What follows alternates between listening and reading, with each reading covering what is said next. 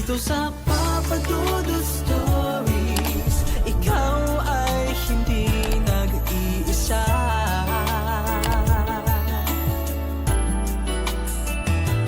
Dito sa Papa Dudut Stories, may nagmamahal sa'yo. Papa Dudut Stories,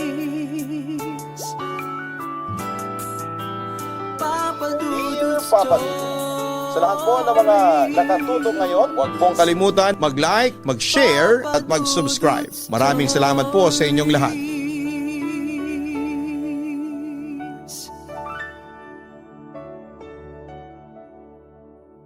Marami sa atin ang nabibiktima ng maling pagmamahal.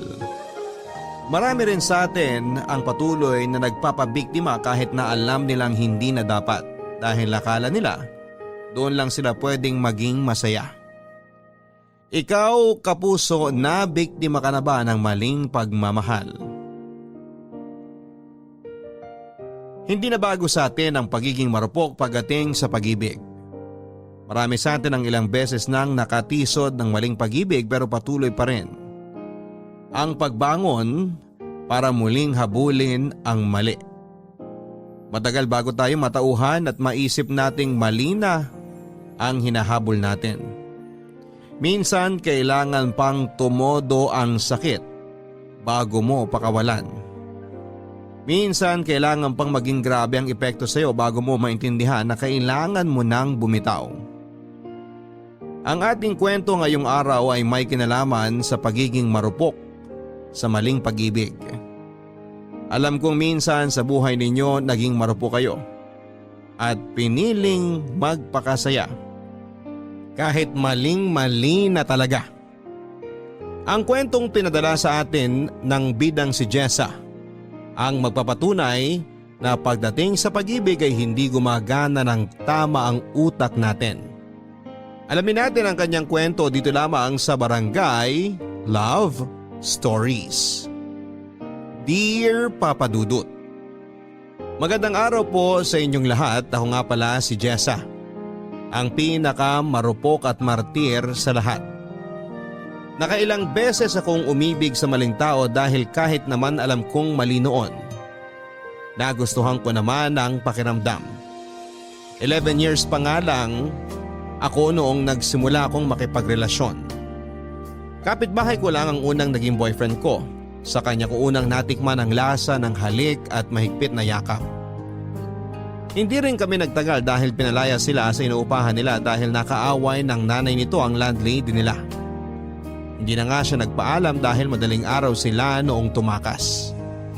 Nalungkot ako ng sobra, Papa Dudut, dahil nawala agad ang first love ko. Nakapag-move on naman ako kaagad makalipas lang ng 3 taon. Yung mga sumunod kong karelasyon karamihan ay kaklase ko lang sa school.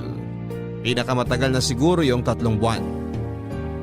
Nakilala nga ako bilang playgirl sa aming batch. Lagi akong laman ng chismis noon dahil masyado raw akong malandi. Ilang beses din akong napaaway dahil sa mga mapanghusgang tao. Hindi naman ako nagpapekto at nagpaligaw pa rin ako nang nagpaligaw.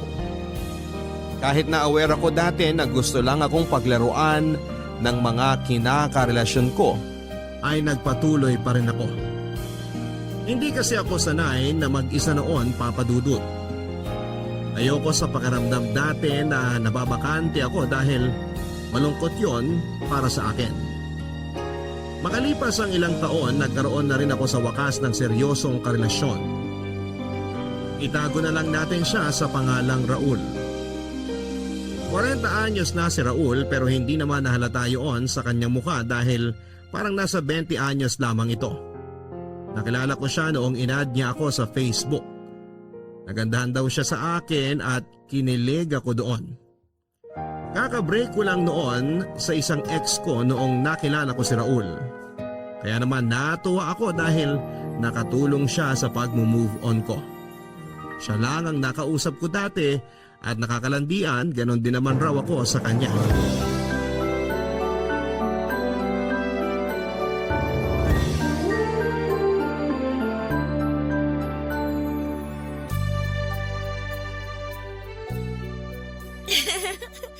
nakakainis ka naman eh. Masyado mo akong pinapakilig. Uy, nagsasabi lang naman ako ng totoo ah. Ang ganda mo nga talaga doon sa sinend mong selfie. Kakagising mo lang ba talaga nun? Oo naman. Nahiya nga ako kasi may muta pa yata ako nun eh. Ang linis nga ng mga mata mo eh. Parang dinilaan ng tuta. Grabe ka! Nakakatawa ka talaga. Isisave ko yung picture mo para may inspirasyon ako habang nagtatrabaho. Saka para mas ganahan ako sa pagkain ko. Gawin mo na ring wallpaper mo. Oo naman. Isisend ko sa'yo mamaya yung screenshot. Ipagmamalaki ko yung sa mga katrabaho ko. Sasabihin ko, uy, tingnan niyo to syota ako. Ang ganda kahit bagong gising. Mamula-mula ang pisngi at labi. Natural yung pisngi at labi ko ha. Walang filter yan. Naniniwala naman ako sa'yo, mahal. Mahal? Yun ba ang tawagan natin? Oo naman. Ayaw mo ba? Gusto ko nga eh. Teka, baka naman may tinawag ka ng mahal sa mga ex mo ha? Nako, wala.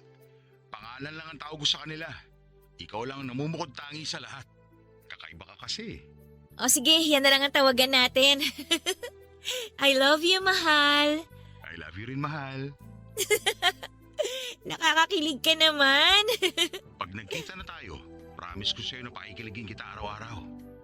True ba yan? Oo naman. Hindi naman ako manloloko. Hindi rin ako sinungaling. Baka naman paasa ka lang ha? Uy, huwag mo ko igaya sa mga ex mong pinaasa ka lang. Talaga lang ha? Kapag nagkita na tayo, bibilang kita ng bulaklak. Tapos ipapasyal kita lagi sa mall. Kakain tayo lagi sa food court. Tapos bibilang kita ng maraming tsokolate. Gusto ko yan. Uy, pati teddy bear ha? Yung pink o kaya pwede ring red. Kahit kasi laki mo pa yung teddy bear. Basta masahod ko eh. Grabe na-excite na ako makita ka tuloy. Gusto na kitang yakapin tapos lambingin lagi. Dapat kiss mo rin ako ha. Oo naman, marami. Mauumay ka. Ako mauumay? Kahit siyang labi mo lang ang ulamin ko, busog na ako eh. Nakakagigil yung kapal ng labi mo. Parang pang-artista. Parang model ng lipstick. Binubola mo na naman ako eh. Hindi nga. Grabe kanina ko pa tinitignan yung picture mo. Gusto ko na nga kagatin ng labi mo eh. Wag! Dudugo! Dahan-dahan lang naman. Teka nga, baka kung saan mapunta yung usapan. Eh ano naman ngayon? Magkarelasyon naman tayo eh. Kahit mapunta pa sa, alam mo na. Huwag kang ganyan. Nakakaramdam tuloy ako ng init. Ako rin eh. Magkita na kaya tayo sa Sabado. Hindi na ako makapaghintay eh. Sure ka? Kasi gusto ko na rin eh. Oo, para makagat ko na ang labi mo. At alam mo na. O sige. Tatakas ako para magkagata na tayo.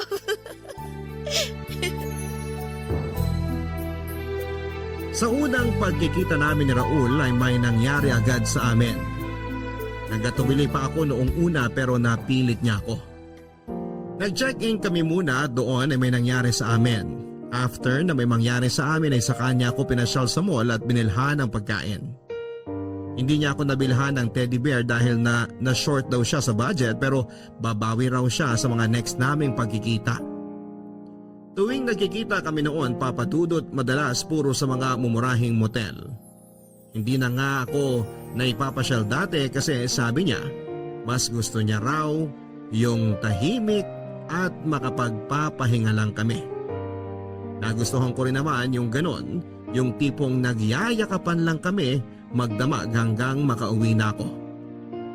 Never ako naihatid sa bahay dahil sabi niya natatakot daw siya sa mga magulang ko at naiintindihan ko naman yon. Hanggang sa kabilang kanto niya lang ako madalas na inahatid noon. Nakontento ako sa ganong setup at hindi naman kasi ako nagmamadali. Halos 1 taon na rin kaming magkarelasyon at aaminin kong medyo nanawa na ako noon na puro lang kami motel dati. Pinasimplihan ko siya kung pwedeng doon naman kami sa bahay niya, kung ayaw niya sa bahay namin. Ang dami niyang sinabi noon sa akin na alibay.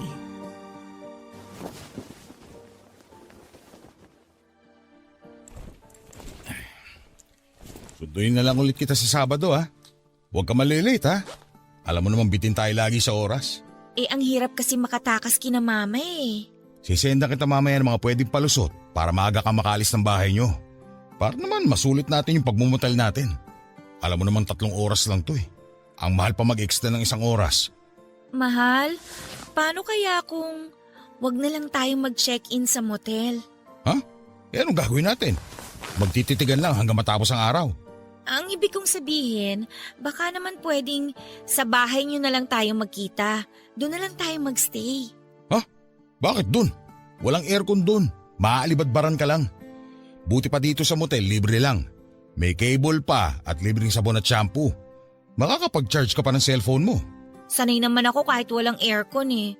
Kahit nga walang electric fan, ayos lang ako, no? Lamigin din kasi ako eh. Basta, mas okay na dito. Para sana hindi ka na rin gumastos lagi ng pang-check-in natin. Ipangkain na lang natin kaysa gumastos sa motel. At least sa bahay ninyo, libre. Para hindi na rin tayo laging nagmamadali pag magtatatlong oras na. Hindi pwede sa bahay kasi maraming tao doon. Wala tayong magiging privacy. Saka mga chismosa ang kapitbahay ko. Sanay na ako sa mga chismosa, no? Hindi na nga ako affected dyan. Hindi ako sanay na nachichismis eh. Ano namang ichichismis nila sa atin magkarelasyon naman tayo, di ba? Normal lang naman na dalhin mo ako sa bahay nyo kasi girlfriend mo nga ako. O ito, may aaminin ako sa'yo. Huwag ka sana magagalit ha. Oo naman, ano ba yun? Hindi pa alam sa bahay na may syota ako. Bakit naman hindi mo sinabi? Kinakahiya mo ba ako? Hindi Humahanap lang ako ng tiyempo. Di ba nga sinabi ko sa'yo dati na hanggat maaari ayaw muna nilang magkasyota ako kasi nga lagi na lang daw ako sinasaktan ng mga nakakarelasyon ko. Kaya yun. Sana maintindihan mo. Ay, kawawa ka naman, mahal. Hayaan mo, hindi naman kita sasaktan. Tsaka hindi ako gagaya sa ibang ex mo, no? Talaga? Oo nga! O sige na nga, kapag ready ka na, tsaka mo na ako dalhin sa bahay ninyo. Ang understanding mo talaga kaya love na love kita eh. Ikaw kaya, maging understanding ka kaya sa sasabihin ko sa'yo? Ano yun? Hindi ako 19 years old. Ha? Magsi-17 pa lang ako next month. Ano? Oh, huwag kang magalit, please. Paano hindi ako magagalit? Niloko mo ako. Anak ka ng… Kasi gusto lang talaga kita. Kaya nung sinabi mong 40 years old ka na, natakot ako na baka hindi mo ako patulan kaya sinabi kong 19 na ako. Ano ba naman yan, Jessa? Sorry na, mahal. Malapit na rin naman ako mag-17 eh. Tapos, konting pikit lang, 18 na ako. O, diba? Hindi. Hindi to pwede. Maghiwalay na tayo. Ayoko makulong. Minor de edad ka pa lang. Raul, wag. Huwag mo naman akong iwan. Kasalanan mo eh. Niloko mo ako sa edad mo. Nagawa ko lang naman yun kasi mahal kita eh. Please, mahal. Sorry na. Huwag kang alis. Please. Alam mo ba itong ginawa mo, ha? Alam mo bang pwede umakulong sa ginawa mo? Makasarili ka. Paano naman ako? Tapos na to. Tapos na tayo. Raul, wag. Please, wag. Raul, mamamatay ako kapag iniwan mo ako.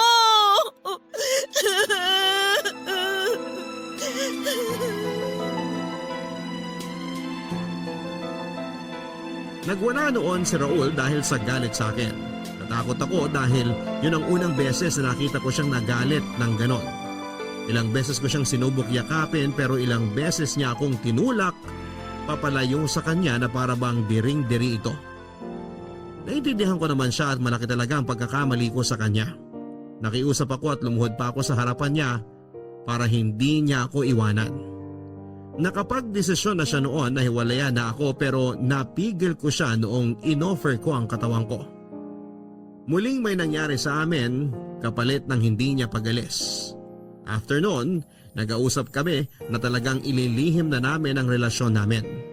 Pumayag naman ako dahil sa takot na mawala siya noon sa buhay ko. Pinagbutihan pa namin ang paglilihim ng relasyon namin. Natakot na ng sobra si Raul at kinakailangan niya mag-ingat dahil kapag nahuli kami, marahil ay kulong ito. Lahat ng utos nito sinusunod ko, wag lang siyang mawala sa akin. Naramdaman ko na nagbago na ito at medyo nanlamig. Naintindihan ko naman siya kung bakit. Kaya naman lahat ginawa ko. Bumalik lang ang dating sigla ng relasyon namin. Barangay Love Stories. Barangay Love Stories. Ang mga Kapuso shows mapapanood at mapapakinggan din abroad via GMA Pinoy TV, GMA Live TV, at GMA News TV channels. Para mag-subscribe, visit www.gmapinoytv.com. Follow us at GMA Pinoy TV on Facebook, Twitter, Instagram, YouTube, Viber, and TikTok for the latest updates on Kapuso programs, artists, events, promos, and more. Salamat, Kapuso! Barangay Love Stories. Barangay Love Stories.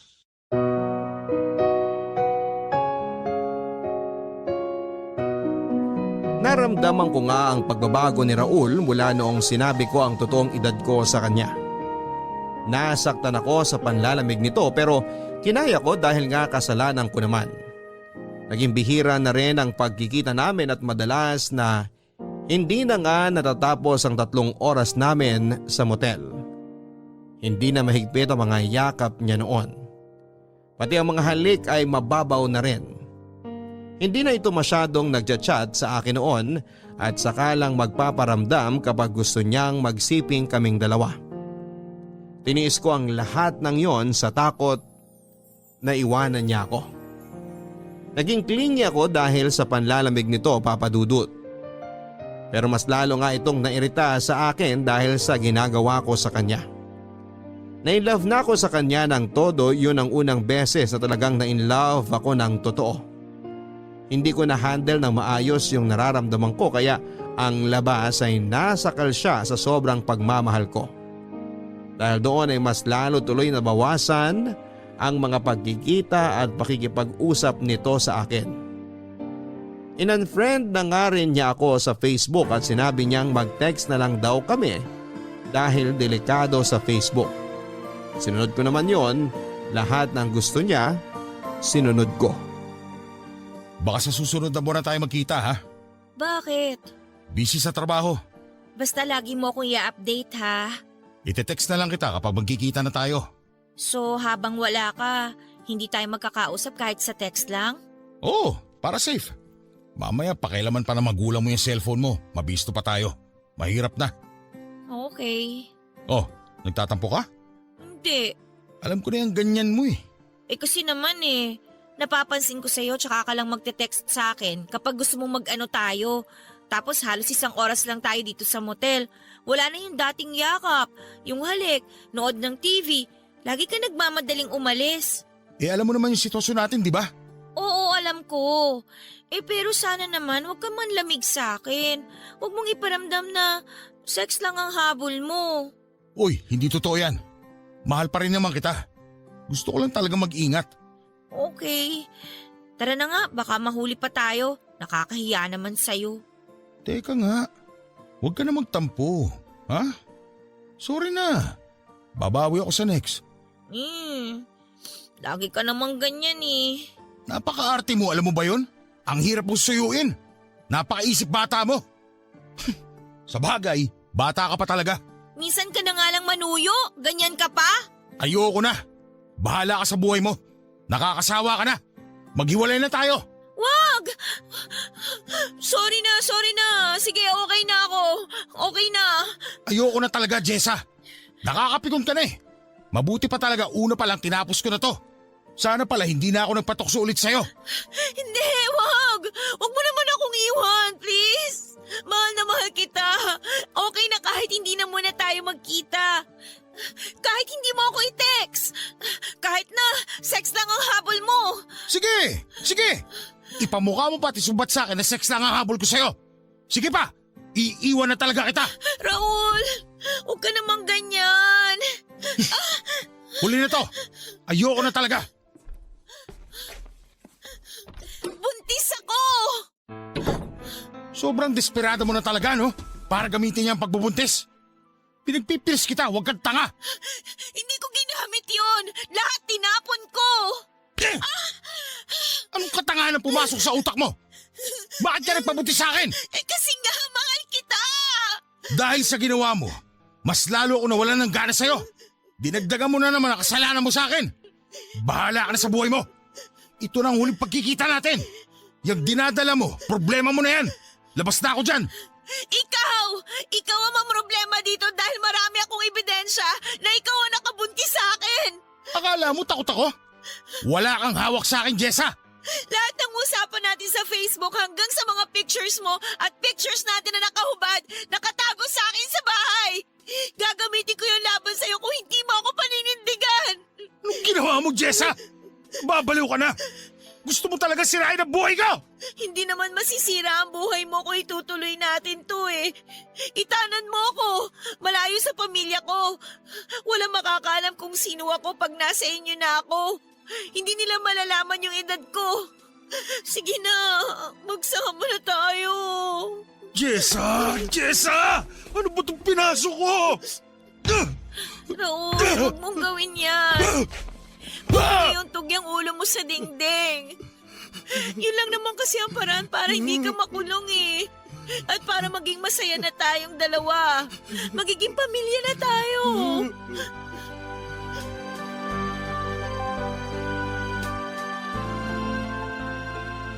Totoong nabuntis ako ni Raul.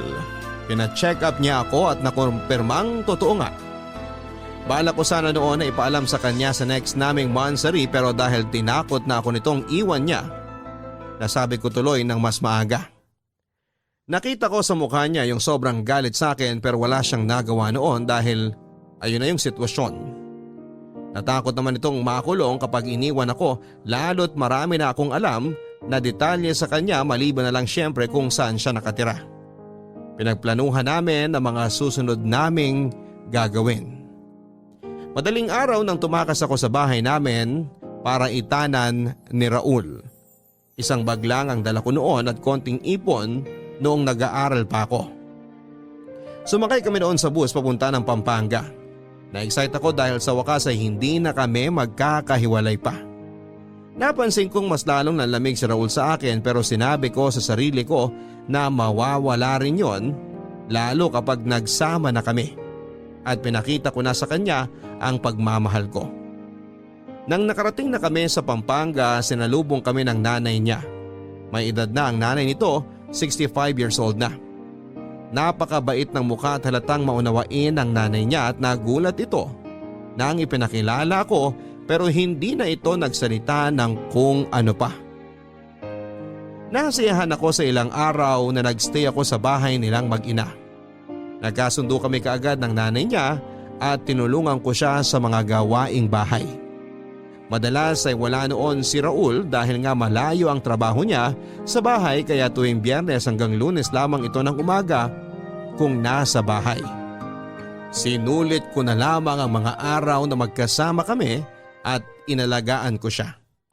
Naramdaman kong galit pa rin ito sa akin at nakita kong problemado siya sa kalagayan ko. Hindi ko na lang pinansin ang lahat ng yon dahil sobrang masaya ako na mag-asawa na kaming dalawa. Jessa! Jessa! Bumangon ka muna dyan. Ha? Umaga na ba? Sandali, ihahanda ko yung pagkain mo. Alauna pa lang na madaling araw. Oh, bakit mo ako ginigising? Halika sa labas. May papakilala ako sa'yo. Sino ba yun?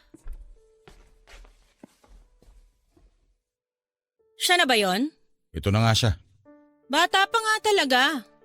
Jessica mo ang pangalan? Oo. Ilang taon ka na? 17 po.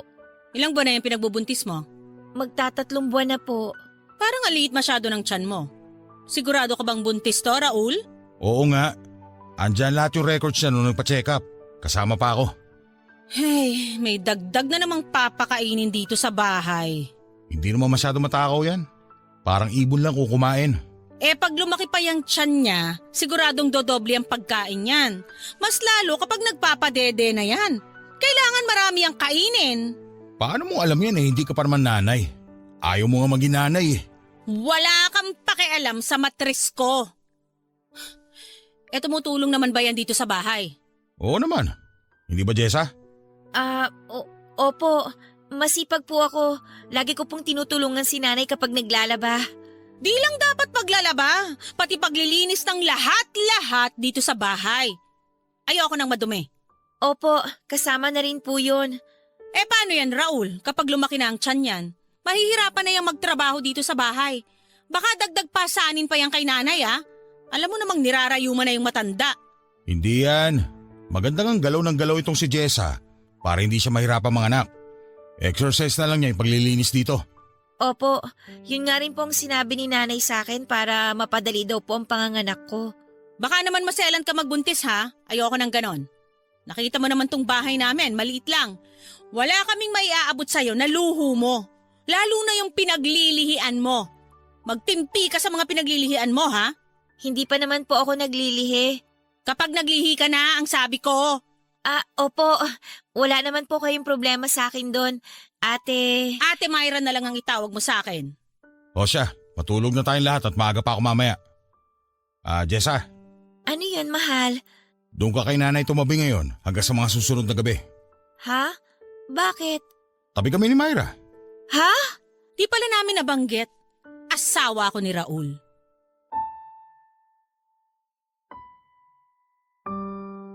Nanlamig ako nang narinig ko na sinabi ni Ate Myra na siya ang asawa ni Raul.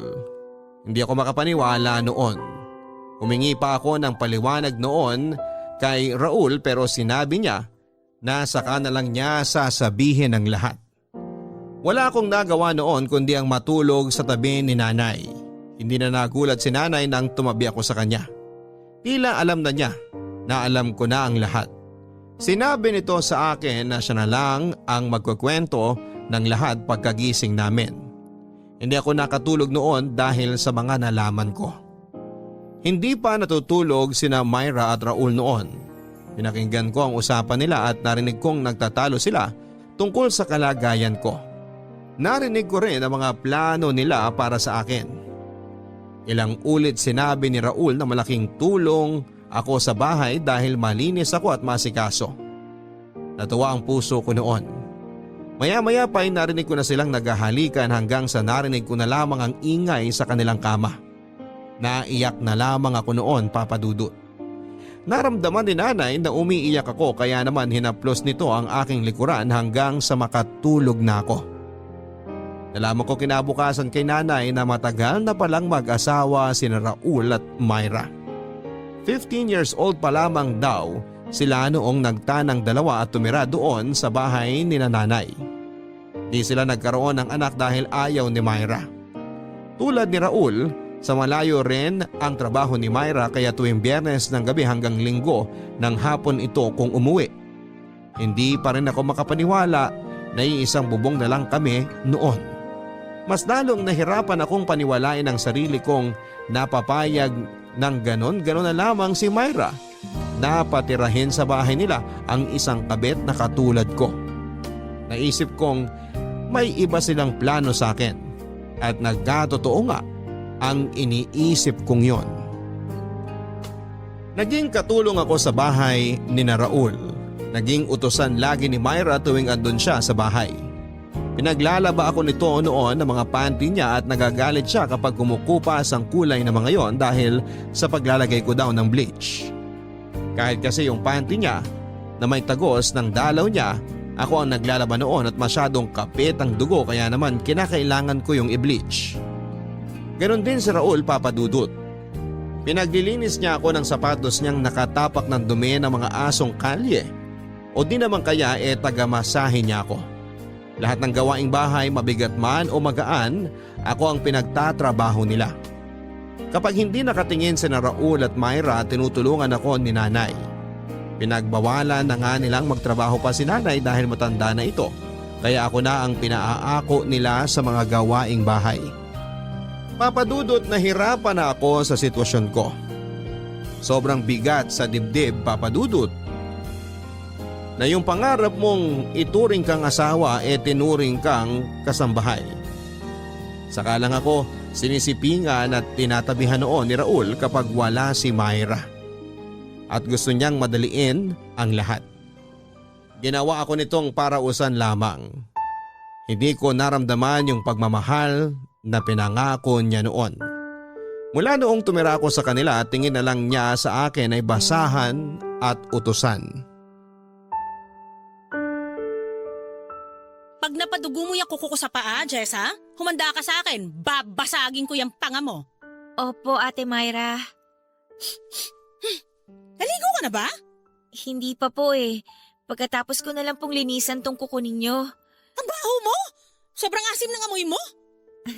Hindi pa po kasi ako nakaligo kagad kanina. Kasi po inutusan niyo ako maglaban ng bedsheet niyo. O parang nagrereklamo ka? Ay, hindi naman po, ate. Kung nagrereklamo ka na, mabuti pa umalis ka na dito para mabawasan yung pinapakain namin ng asawa ko.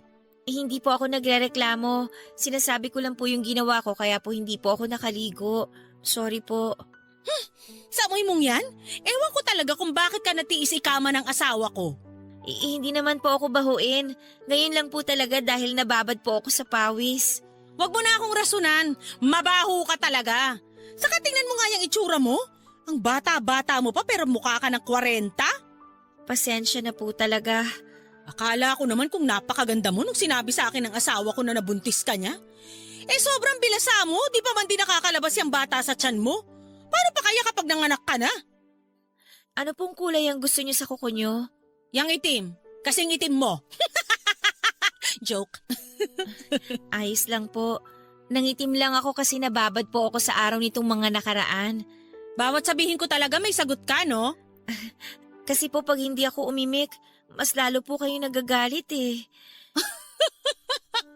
Kahit anong gawin mo, mararamdaman mo lagi ang galit ko. Sa kakirihan mong babae ka, ayan, nabuntis ka tuloy. Hindi po sadya ang pagbubuntis ko. Gaga ka, malandi ka. Sinabi na sa akin ni Raul na sinadya mo. Tinapon mo raw lahat ng pills na binili niya sa'yo. Nagpabuntis ka para ibahay ka niya. Inektek mo, tignan mo kalagayan mo ngayon. Kala mo siguro magiging asawa ka na nung kumag na yon, no? Di ka nag-iisip, gaga. Puro init lang ng katawan ng pinapairal yung mga kabataan. Tanggalin ko lang po tong ingrown nyo ha. Huwag po kayong magalaw. Ano na mangyayari sa'yo ngayon pagkatapos mo manganak? Aasa ka ng sustento kay Raul? Boba ka talaga? Maintenance nga ng nanay niya hindi niya maibigay-bigay? Ikaw pa kayang sampid lang? Sabi ko po kasi huwag kayong magalaw eh. Animal kang babae ka? Sinabi ko na mag-ingat eh! Ayan, dumugo na! Buisit kang babae ka! Di ka na talaga makagawa ng tama! Aray, sorry po. Teka po, ayusin ko ate.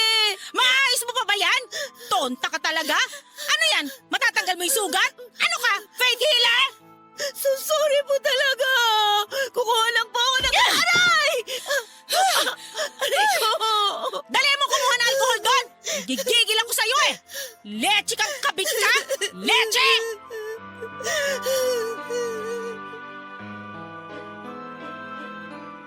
Nakaramdam ako ng paninigas ng tiyan ng ilang beses akong sinipa ni Myra. Hindi ko lang pinahalata noon dahil baka mas lalo itong magalit. Napansin ni nanay na nahihirapan ako sa paglalakad kaya kinumusta ako nito.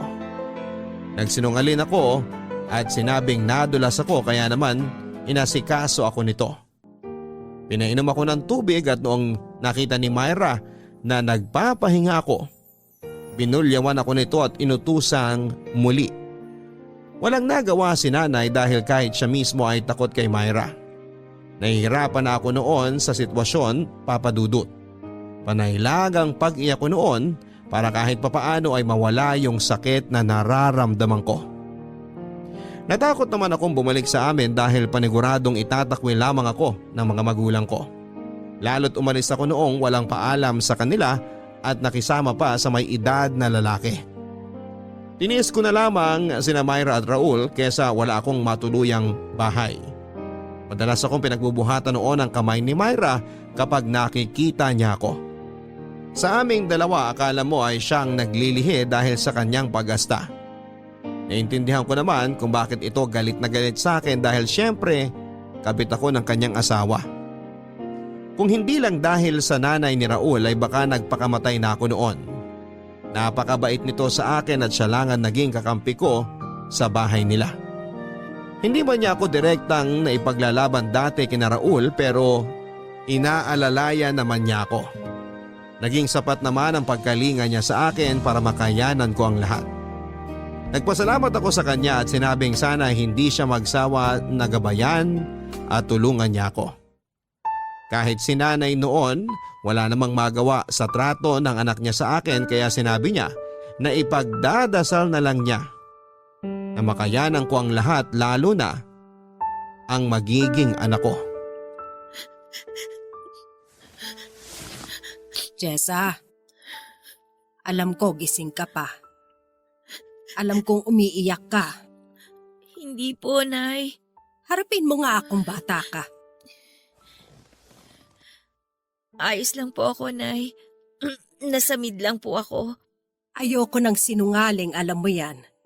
May masakit ba sa'yo? Wala po. Ang tiyan mo. Baka naman may problema na naman sa tiyan mo at hindi mo na naman sinasabi sa akin. Wala po. Nasamid lang po talaga ako. Ang sinasamid, inuubo, hindi humihikbe. Magsabi ka sa akin ng totoo. Ay, sige lang. Iiyak mo lang habang wala yung mag-asawa. Makakagaan yan sa dibdib mo. Nahihirapan na po ako, Nanay. Alam ko. Hindi ko na po alam ang gagawin ko. Hindi ko na po alam kung saan ako lulugar. Kasi bawat sulok dito sa bahay, alam kong mali ako. Kung bakit naman kasi? Ay, kaya mo pa ba? Hindi ko po alam. May pera akong konti dyan. Pwede kitang ihatid sa terminal para makauwi ka na. Ayoko po, Nay. Eh kesa naman nandito ka at pinapahirapan ng mag-asawang yun. Alam mo namang wala akong magawa at tulad mo ipalamunin din ako dito. Hindi kita makampihan. Hindi ko sila masaway dahil tsak gulo na naman kung sakali. Naiintindihan ko naman po yung kalagayan nyo. Nay, hindi po kasi ako talaga pwedeng umuwi sa amin kasi pag nalaman nila yung totoo, baka hindi rin po nila ako tanggapin eh. Wala naman po akong matatakbuhang ibang tao. Paano ba to? Kung ako lang ang masusunod, ayaw kitang nandito dahil alam kong papahirapan ka lang dito. Yun lang eh, andito ka na. Ayaw mo namang umalis. Eh anong gusto mo mangyari? Magtitiis pa po ako. Baka kasi mag-iba yung trato nila sa akin pag tumagal. Baka mahalin din po nila at tanggapin nila ako. Mahalin at tanggapin? Malabo yan. Alam mo namang merong Myra. Mag-asawa sila ni Raul. Alam mo namang kung anong posisyon mo dito sa bahay. Baka kasi po, mahalin ako ulit ni Raul tulad po ng dati. Madadagdagan na naman tong sakit na nararamdaman mo sa sasabihin ko, Jessa, anak. Anak ko si Raul at ramdam ko siya. Alam kong ginamit ka lang niya para sa pangangailangan ng katawan niya, pero hindi ka niya mahal. Mahal po niya ako. Naramdaman ko naman po yun dati nung magkasama kami. Kailangan niyang iparamdam sa'yo na mahal ka niya para pumayag kang sipingan siya. Hindi po. Totoo po yung naramdaman niyang pagmamahal sa akin dati. Ganito na lang. Kung mahal ka niya, ikaw dapat ang pinili niya. Ikaw dapat ang nandito, wala si Myra. Ikaw dapat ang inaalagaan, hindi ikaw yung nag-aalaga. Tandaan mo yan. Pero Nay, Wala na akong pwedeng ibang sabihin sa'yo. Ikaw na lang din ang kusang makakaalam niyan kapag natauhan ka na. Ihintayin ko yun. Alam kong matigas pa ang ulo mo dahil mahal mo pa ang anak ko.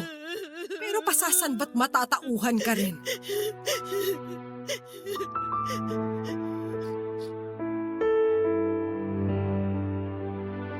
Ilang beses akong inofera ng tulong ni nanay na makaalis na sa poder nila. Ilang beses ko rin siyang tinanggihan dahil ayoko talagang umalis. Bukod sa wala naman talaga akong ibang mapupuntahan ay sobrang mahal ko pa kasi noon si Raul. Sa tuwing naisip ko noon na malalayo ako sa kanya, Nasasaktan ang loob ko dahil alam kong nahulog na ako ng sobra sa kanya. Kahit mali na ang pagtrato niya sa akin. Dinasal ko na sana balang araw bumalik ang dating pagtingin nito sa akin, lalo na noong nagsisimula pa lang kaming dalawa. Hiniling ko na sana ay makatulong yung magiging anak namin para makita niyang mahalaga rin ako sa kanya. Inalagaan ko ang ipinagbubuntis ko sa takot na baka kapag nakunan ako, papalayasin na ako ni Raul. Alam ko naman dati na kinuha niya lang ako dahil may pananagutan siya sa akin. At hindi dahil gusto niya. Sinuguro kong maayos ang kalagayan ng anak namin dahil ito ang susi para maging ayos na ang lahat sa amin ni Raul. Papadudod para akong naging masamang ina dahil ginamit ko ang anak ko para mapalapit kay Raul. Barangay Love Stories. Barangay Love Stories. Ang mga Kapuso shows mapapanood at mapapakinggan din abroad via GMA Pinoy TV, GMA Live TV at GMA News TV channels. Para mag-subscribe, visit www.gmapinoytv.com. Follow us also at GMA Pinoy TV on Facebook, Twitter, Instagram, YouTube, Viber, and TikTok for the latest updates on Kapuso programs, artists, events, promos, and more. Salamat, Kapuso! Barangay Love Stories. Barangay Love Stories. Lumipas ang ilang pang buwan at nakapanganak na ako, Papa Dudut. Hindi may pintaang saya ko noon ang makita at mahawakan ko ang aking anak. Nagpapasalamat ako sa Diyos dahil hindi naging mahirap ang pagluwal ko sa aking anak na lalaki. Nalungkot lamang ako dahil ni minsan ay hindi ako dinalaw ni Raul sa ospital. Si nanay lang ang umasikaso noon sa lahat mula nung tinakbo ako sa ospital hanggang sa makalabas. Pinaniwala ko na lamang ang sarili ko at sinabing baka babawi rin si Raul kapag nakita na niya ang anak namin. Pero hindi dahil mas lalo itong nanlamig sa akin. Ni minsan hindi niya kinarga ang anak namin o kahit tapunan man lang ng tingin. Pinagpahinga nila ako ng 1.5 buwan para may lakas akong muli para makapagtrabaho. Namayat ako noon dahil hindi sapat ang kinakain ko dahil tinipid nila akong mag-asawa. Dinamihan na lang ni nanay ang sabaw sa mga ulam namin, ganoon na rin ang sa kanin para makatulong sa gatas ko. Hindi binilhan ni Raul ng diapers ang anak namin. Inabutan niya lang ako ng lumang damit niya para gawin ko raw na lampin. Pwede ko rin daw labhan noon ang lumang basahan para idagdag. Pero pinigilan ako ni nanay. Wala rin naman akong nagawa noon dahil wala rin akong pera. Nilapitan ni nanay ang isa nilang kamag-anak para makahiram ng mga damit ng sanggol. Nang natapos na ang pagpapahinga ko, pinabalik na nila ako sa pagtatrabaho sa bahay. Mas naging doble ang mga utos nila mula noong nanganak na ako dahil wala na raw harang sa tiyan ko para makasagabal sa pagtatrabaho ko. Naramdaman ko naman noon na parang pinahihirapan lang nila ako para kusa na akong sumuko at umalis, pero hindi ako nagpatinag, Papa Dudut. Pinaglaban ko ang karapatan namin ng anak ko sa bahay nilang mag-asawa. Oo at kabit ako pero may habol ako dahil may anak kami ni Raul. Jessa, O Raul, dumating ka na pala. May pagkain pa dyan, pinagtira kita. mamaya na. Linisin mo nga itong sapatos ko. Naputikan kanina nung pauwi ako. Kailangan ko bukas sa umaga yan. Labhan mo na rin yung mga pantalon ko para matuyo bago ako bumalik sa trabaho. O sige, ilapag mo lang dyan, papatulugin ko lang tong baby natin. Mamaya na yan. Patupagin mo yung inuutos ko sa'yo. Sandali lang to, papikit na rin naman si baby eh. Tingnan mo oh. Huwag mo nga ilapit sa akin yan. Gusto ko lang namang makita mo na kuhang-kuha niya ang ilong at labi mo. Nag-iilusyon ka na naman dyan. Baby pa yan. Magbabago pa itsura niyan. Sana hindi na, para may Raul Jr. ka na talaga. Ano ba? Sabi na huwag mo ilapit sa akin yan eh. Gusto mo ba siyang kargahin? Bakit ko naman bubuhatin yan? Huwag kang makulit ha. Pagod ako. Nakakawala raw ng pagod kapag kinakarga mo ang anak mo. Huwag mo nga akong utusan, Jessa. Ikaw ang inuutusan ko. Tapusin mo yung pagpapatulog dyan at gawin mo na yung pinapagawa ko. Huwag ka masyadong magtaas ng boses, baka lalong mahirapang matulog si baby. Mapilit ka, gusto mo sungal-ngaling kita? Ha? Shh, okay na, okay na. Sige na, hindi ko na ipipilit. Huwag ka nang magtaas ng boses. Raul, baka naman pwedeng minsan kapag hindi ka pagod o wala kang ginagawa, baka pwedeng tulungan mo ko sa pag-aasikaso kay baby. Bakit ako? Ikaw yung namilit na buuin niyang anak mo. Anak natin to. Sa'yo na, hindi ko kailangan ng anak. Raul naman. Mapilit ka talaga, no, Jessa? Tigas ng mukha mo rin eh. Ilang beses mong pinagpipilitan ng sarili mo sa asawa ko, di ka pa rin natuto? Hindi ko naman pinagpipilitan ng sarili ko eh. Ay, mali ako. Pinagpipilitan mo yung anak mo sa kanya, halata naman kung bakit mo yan ginagawa. Para sa sarili mo. Umaasa ka ba na kapag nagustuhan ni Raul yung anak mo, pipiliin ka niya? Mamahalin ka niya? Ganon? Gusto ko lang namang mahalin niya yung anak namin. Kahit yun na lang. Kung yun lang ang kaya niya.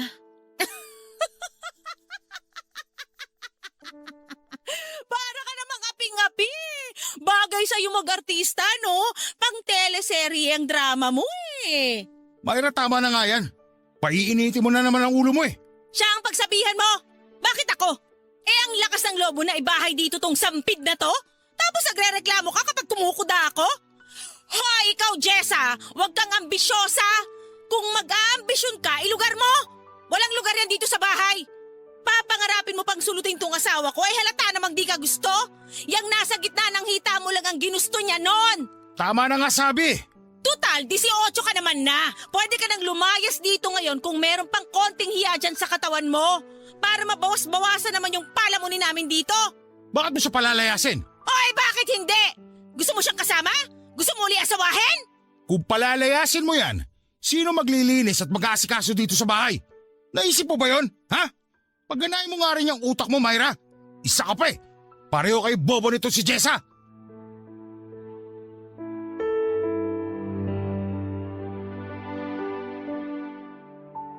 Akala ko pinagtanggol na niya ako noon pero may dinagdag pa pala ito na nagpasama lang lalo ng loob ko. Talagang kasambahay lang ang naging turing nito sa akin. Nasaktan ako noon na akala ko yung papanigan niya ako sa dulo. Pero sa huli ay nilaglag din pala niya ako. Doon ko nakumpirma kung ano ba talaga ako sa buhay niya. Isa lamang akong tagalinis niya ng bahay, tagalaba, tagalinis ng sapatos, tagahain ng pagkain at naiiyak na lamang ako habang nangihinayang sa mga dinasal ko na maging ayos kaming dalawa dahil wala naman palang iaabot sa akin ng Diyos na kasagutan sa mga yon. Para na akong patay noon sa totoo lang, Papa Dudut. Wala na akong ibang nararamdaman kundi puot at sakit. Kung di dahil kay nanay ay baka bumigay na ako noon. Ipinagpatuloy nila ang pagpapahirap sa akin at sumunod na lamang ako para hindi na ako masyadong pag-initan pa. Nanghihina na ang katawan ko, Papa Dudut, at tuwing humaharap ako sa salamin ay hindi ko na nakikita ang dati kong magandang mukha. Nagmukha na akong kalansay na madalas ay nagkakasakit dahil kulang sa nutrisyon. Pinagmasdan ko ang aking anak at konti na lang at magagaya na siya sa akin dahil sa kapayatan. Naiyak na lamang ako dahil wala akong maibigay na magandang buhay sa anak ko. Ni minsan ay hindi ako inabutan ni Raul ng pambili ng kahit na vitamins man lang sa anak ko. Nagkasya ako sa paunti-unting inaabot ni nanay na pera sa akin para makabuo at makabili ng mumurahin na gamot para sa amin. Nakakuha naman ako ng mga gamot at vitamins pero yung malapit nang ma-expire. Pero kinukuha ko pa rin dahil mura dahil yun lang ang kinakaya ng aming mga bulsa.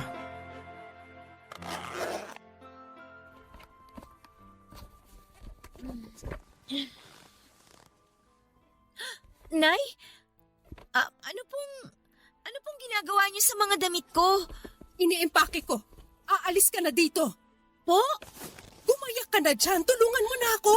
Nay, hindi ko po maintindihan na... Aalis ka na dito. Ibabalik na kita sa inyo. Huwag ka na dito. Nay, alam niyo naman pong wala akong ibang mapupuntahan. Nay, ano ba? Itigil niyo na po yan. Hindi! Aalis ka dito!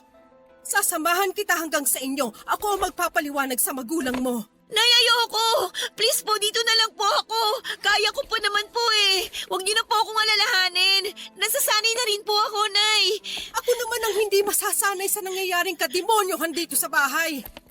Mula ngayon, ako na ang masusunod. Kaya mag-ayos-ayos ka na dyan habang wala sila. Itatakas na kita. Nakahiram na ako ng pera. Jessa! Anong ginagawa mo? Ibabalik ko po sa cabinet itong mga damit ko. Hindi po ako aalis, Nay. Dito lang po ako. Dito lang kami ni Baby. Ito na ang bagong pamilya ko. Kayo na po ang pamilya ko. Ano ka ba namang bata ka? Hindi ka na ba talaga marunong makinig, ha? Hinihintay kitang matauhan pero wala. Hanggat hindi ka nakakalabas sa bahay na to, hindi mangyayari yon. Huwag ka na matigas ang ulo, Jessa. Hayaan niyo na lang po kasi ako, Nay. Okay naman po ako dito eh. Andiyan naman kayo para kahit papano gumagaan ang lahat. Wala nang igagaan pa ang sitwasyon mo. Gumising ka nga. Ano bang pinakain sa'yo ng anak ko at ganyan ka kung umasa sa kanya? Mahal ko po siya, Nay. Mahal ko siya. Kaya hayaan niyo na lang po akong dumiskarte para maibalik ko sa akin si Raul. Walang maipabalik sa'yo kasi hindi naman siya sa'yo. Pwede po siya maging akin kasi may anak na po kami eh. May apo po kayo. Ayaw niyo po ba ng buo tayo? Pwede niyo naman po akong isali na parte ng pamilya niyo eh, di ba, Nay? Jessa! Jessa! Ano ba naman to, anak? Matauhan ka na! Ako na yung nahihirapan sa'yo. Huwag kang masyado magpakalunod dyan sa nararamdaman mo kasi walang magandang pagdadalhan sa'yo yan. Maniwala ka! Maniwala ka sa akin bilang pangalawa mong ina! Akin na yung mga damit na hawak mo. Ilagay na natin sa bag na to para makaalis na tayo. Akin na, anak! Makinig ka sa nanay. Hindi! Makinig kayo sa akin! Kayo ang makinig, Nay! Jessa, makiusap. Iabot mo na ang mga hawak mo sa akin. Bago magliwanag, kailangan nakaalis na tayo dito. Pakiusap, anak! Ayoko! Hindi ako aalis! Hindi ko iiwan si Raul! Jessa! Hindi, Nay! Bakit ba ang tigas ng ulo mo? Bakit ba sobrang makasarili ka? Oo, nahihirapan ka. Nakikita ko yon. Kitang-kita ko yon. Pero sobrang makasarili mo na rin, Jessa. At hindi mo inisip ang kalagayan ng anak mo. Tignan mo!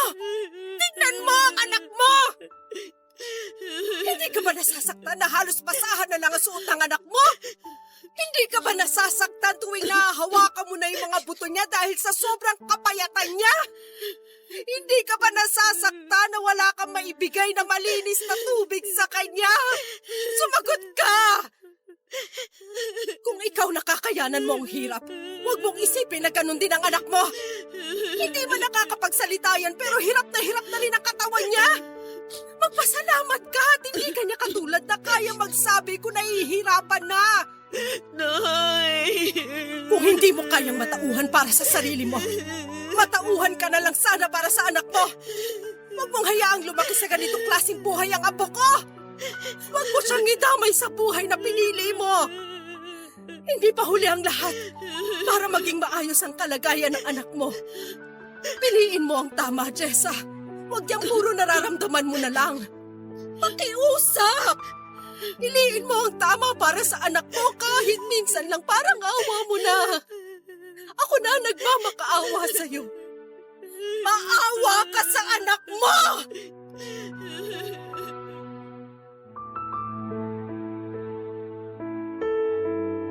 Bago magliwanag ay nakaalis na kami ni nanay sa bahay. Natatandaan ko pa, nilingon ko pang muli ang bahay noon bago kami sumakay ng tricycle para magpahatid sa terminal. Hindi natigil ang pag-iyak ko habang bitbit ang anak ko. Sa mga sinabi ni nanay sa akin ay natauhan ako. Natauhan ako hindi dahil sobrang nahihirapan na ako, natauhan ako dahil sobrang nahihirapan na ang anak ko. Napakasakit na tignan ng anak ko habang hinahawakan ang humpakat na mamayat niyang mga pisngi. Naiyak na lamang ako nang maramdaman ko ang pagnipis ng kanyang katawan dahil sa kakulangan sa tamang aruga at nutrisyon. Mula noon, Papa Dudut, ay nangako ako na babawi ako sa kanya sa ilang daang beses na pinabayaan ko siya sa kakahabol sa atensyon ng tatay niya. Patanghali na noong nakarating kami sa bahay namin. Sinalubong kami ng aking mga magulang at naramdaman ko noon ang galit nila, pero napigilan nito noong nagpaliwanag na si nanay sa kanila. Sinabi nito ang lahat at tinulungan ko siya para suportahan ang mga detalyeng binahagi niya sa mga magulang ko. Noong araw ding yun ay niyakap ako ng mga magulang ko para tanggapin ako pabalik sa buhay nila. Nagalit sila, oo, pero mas nangibabaw ang pananabik nilang makita akong muli at makasama ang kanilang apo. Nagpaalam na rin si nanay para umuwi na sa kanilang bahay sina Raul. Nag-alala ako na baka pag-initan siya, pero sinabi niyang kaya na raw niya ang sarili niya. Kung sakali man daw nakagalitan siya noon, nang mag-asawang yon ay haharapin daw niya at ipamumukha sa kanila kung sino ang totoong batas sa kanilang bahay. Tulad ko ay natauhan na rin si nanay. Hindi na ito pumayag na sumunod-sunod na lamang sa mga maling gusto ng mag-asawang sina Raul at Myra. Ilang taon na ang lumipas, Papa Dudut, at ngayon ay maayos na kami ng anak ko. Hindi ko na muling pinakita ang anak ko kay Raul. Hindi na rin naman ito naghabol pa at nagpapasalamat ako na tuluyan na siyang nawala sa buhay namin.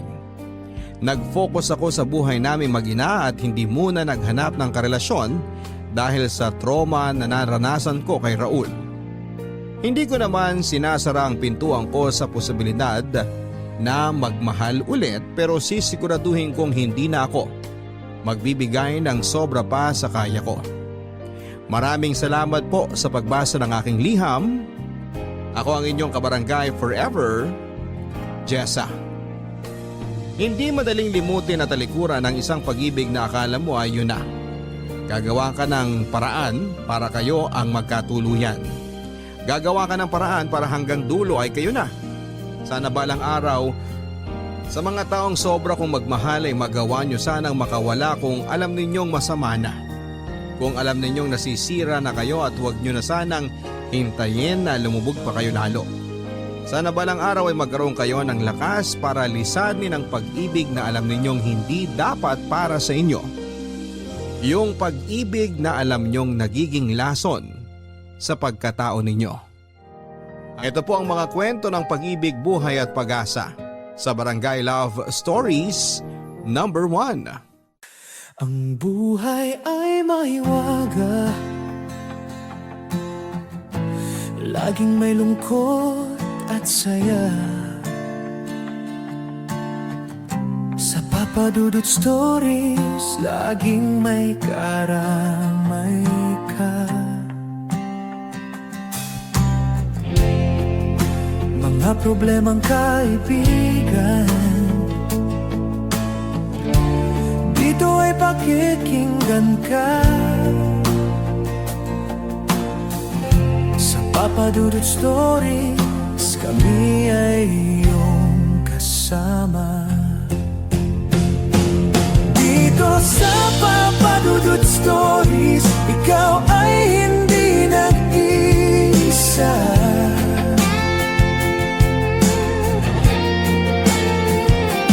Dito sa Papa Dudut Stories, may nagmamahal sa'yo.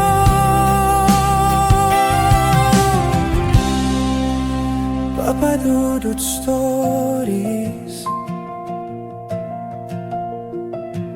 Papa Dudut Stories, Papa Dudut Stories.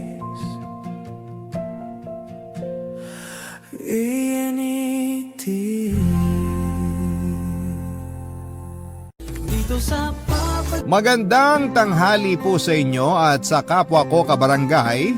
Tawagin niyo na lamang po ako sa pangalang Albert. 27 years old, taga Rizal at avid listener niyo po ako at madalas kong pakinggan ang Barangay Love Stories through podcast at na-inspire po ako sa mga kwento ng ating mga kabarangay. Kaya naman naisipan ko na gusto ko rin pong magbahagi. Pero bago tayo dumako doon ay gusto ko muna kayong bigyan ng kaunting impormasyon tungkol sa akin. Dati po akong volunteer teacher sa isang special education school sa bayan namin. Pero sa kasalukuyan ay ako na po ang tumatao sa family business namin. Papa Dudut, hindi ko na po idedetalye ang tungkol sa pamilyang kinalakhan ko dahil ang gusto ko pong ikwento ay kung paano ako napunta sa sitwasyong hindi ko na alam kung paano alisan. Tawagin niyo na po akong makasalanan. Pero at mahilig ako noon sa ganung babae. Kaya agad akong nagtapat ng feelings sa kanya. Kaso hanggang sa pagkakaibigan lang ang tingin niya sa akin.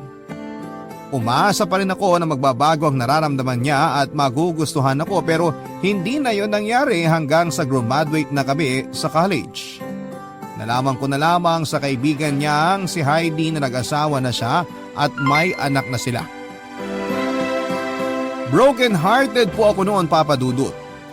Kahit na hindi naging kami, masakit sa akin ang katotohanan hinding-hindi na siya magiging akin. Hindi lang halata sa ating mga lalaki pero grabe tayong magdamdam kapag nasaktan. Nang time na yon ay naging marupok din ako at nakuha ko pa talagang i-chat siya.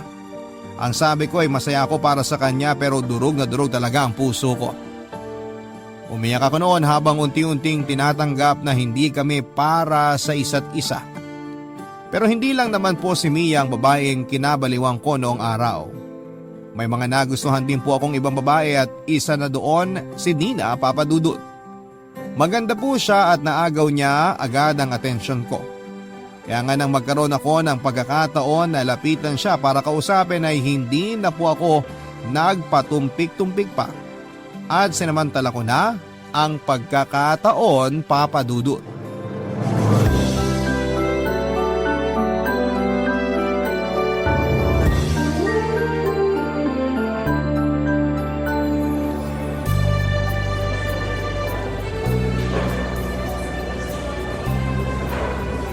Hi, miss. Pwede ba kitang tabihan? May kasama ka ba o… Wala. Sige, pwede kang umupo. Ako nga pala si Albert. Ikaw, anong pangalan mo?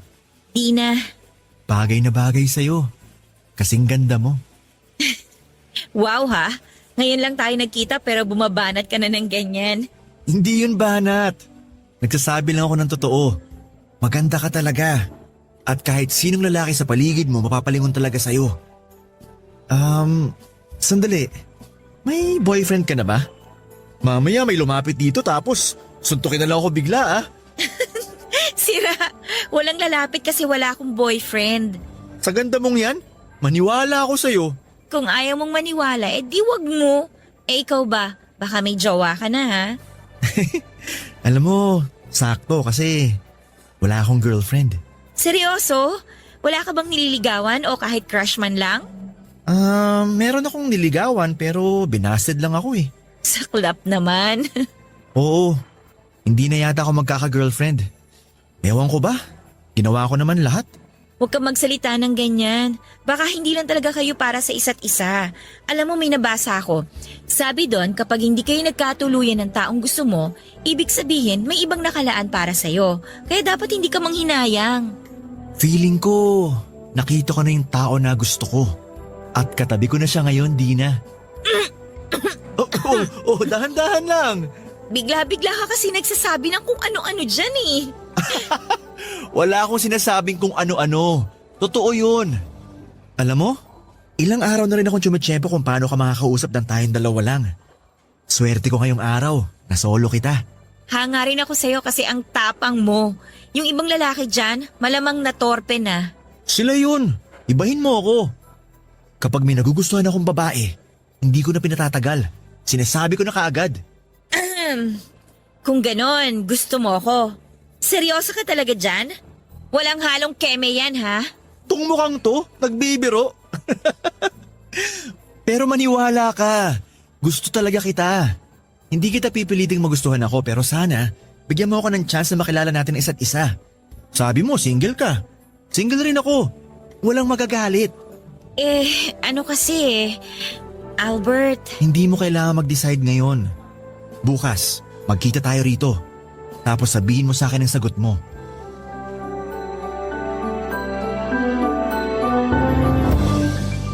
Kinabukasan ay nagkita po ulit kami ni Dina at napapayag ko siya na ligawan.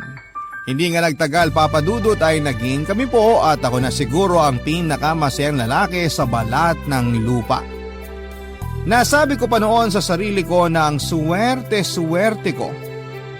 Hindi niyo po ako masisisi kasi meron na rin po akong niligawan pero binasid lamang ako. Yun po ang pinsan ng kaibigan ko na sa ngayon ay pamilyado na rin. Mahal na mahal ko po si Dina, papadudot, at para sa akin ay siya ng babaeng pakakasalan ko balang araw. Bubuo kami ng sariling pamilya at magkakasama pa rin sa pagtanda. Kaya lang hanggang pangarap na lang yon dahil tulad ng ibang magkarelasyon ay dumanas din po kami sa pagsubok ni Dina. Kaibahan lang ay hindi namin yon nalagpasan ng magkasama.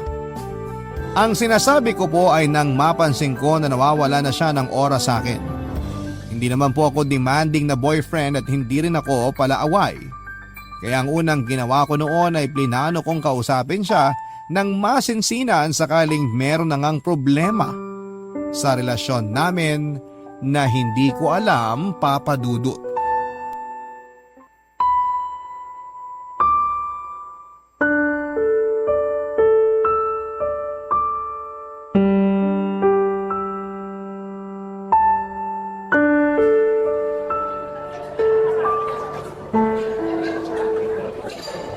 Dina, ba't kanino pa ako hindi kinakausap? Galit ka ba sa akin? anong hindi ako magagalit sa'yo? Ang kulit-kulit mo. Ngayon na nga lang tayo nagkita tapos inaaway mo pa ako. Pwede ba? Huwag kang magpaawa dyan hindi bagay sa'yo. Ay, ano ba kasing problema natin? Bakit iritang-irita ka na niyaya kita makipag-date ngayon? Mukhang napilitan ka lang yata na sumama eh. Hindi ba obvious?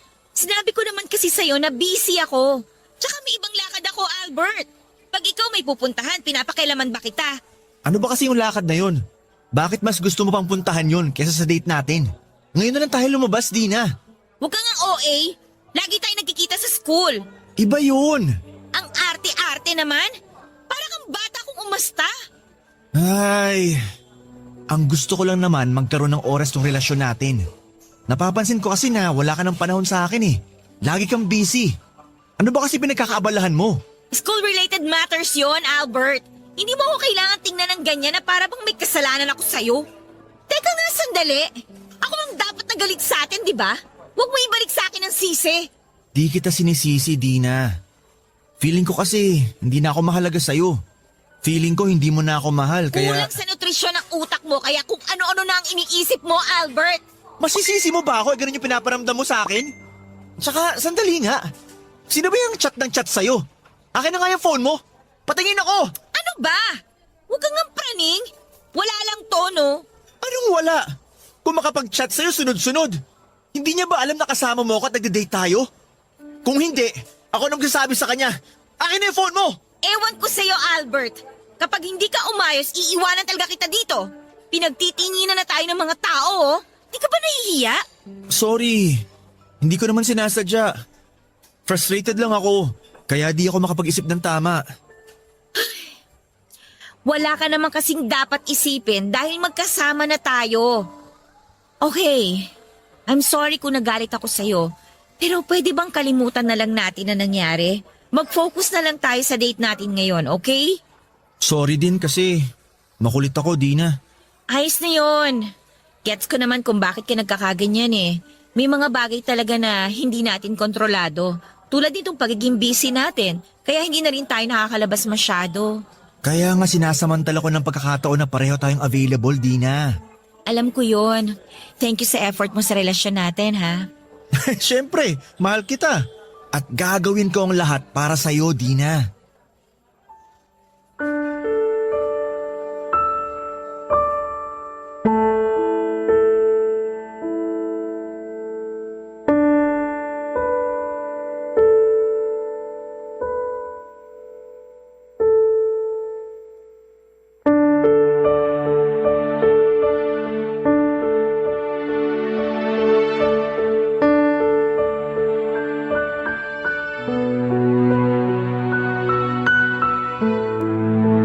Papa Dudut, hindi po ako kumbinsido sa sinasabi ni Dina na hindi tungkol sa ibang bagay ang dahilan kung bakit lagi siyang busy pero wala akong nagawa noon dahil ayokong mauwi sa matinding pagtatalo ang usapan namin, Papa Dudut. Kaya kahit mabigat sa dibdib ay nanahimik na lamang ako. Pero sabi nga nila walang sikretong hindi nabubunyag. Ganun po ang nangyari matapos kong matuklasan ng tunay na dahilan kung bakit walang panahon sa akin si Dina. Dahil may ibang lalaki siyang pinagkakaabalahan. At ang masahol pa ay boyfriend din niya ito. Pinagkaiba lang namin ay nauna yon at ako ang pangalawa. Ibig sabihin pinagsasabay kami ni Dina. Akala ko ay wala nang masasakit pa na mabasted pero para po akong sinampal ng 2x2 sa mukha ko ng paulit-ulit matapos akong lokohin ni Dina, Papa Dudut. Pero sa kabila ng lahat, humingi pa rin ako ng paliwanag sa kanya at tinawagan ko pa siya noon pero yung boyfriend niya ang nakasagot. Pinamukha lang niya sa akin, Papa Dudut, kung saan ako lulugar. Doon ko tinanggap na talo na ako. Na hindi na dapat ako maghabol dahil halata naman kung sino ang mas mahal niya sa aming dalawa. At kahit na nasasaktan ay pinilit ko pong makapag-move on, Papa Dudut. At hindi ko na po sinubukang manligaw at magmahal muli. Tinanggap ko na lang, Papa Dudut, sa sarili ko na wala ng pag-asa para sa akin ang maging maligaya dahil malas ako sa pag-ibig. May sekreto po akong aaminin. Noong 7 taong gulang ako ay nakaramdam na ako ng kakaiba sa yaya kong si Rona. Maganda po kasi siya, morena at may katawang makurba. Sa edad niyang 30 years old ay mukha pa rin siyang bata at isang araw ay pinapatulog po ako ni Rona noong tanghali pero hindi ako dalawin ng antok tapos ay nakita ko na lamang na nakaidlip na siya. Doon ko siya tinitigan ng husto at nakaramdam ako ng pagnanasa na halikan siya. Pero pinigilan ko po ang sarili ko dahil alam kong mali yun. Nang lumaki na ako ay nadala ko po yung ugaling yon, kaya madalas akong magkagusto sa matanda sa akin. Pero dahil napakamalas ko sa pag-ibig ay hindi ko na po sinubukang maghanap ng single na babae para lingawan. Pagod na kasi ako. Pero puputi na lang siguro ang uwak, hindi na yon mangyayari. Hanggang sa isang beses ay nakapanood ako sa internet ng mga video ng mga lalaki na kung tawagin ay other guy. Sila po yung kumakabit sa may mga asawa o karelasyon na. Karamihan sa kanila intensyonal ang pakikiapid. At mukha naman silang masaya kaya naisip ko na bakit hindi ko subukan yon. Hindi nga nagtagal ay nakilala ko si Rochelle via Facebook. Sobrang ganda po niya, Papa Dudut. Para siyang si Marian Rivera. Pagkatapos ko siyang i-add ay nag-message na po ako sa kanya at nakipag-video call ako, Papa Dudut.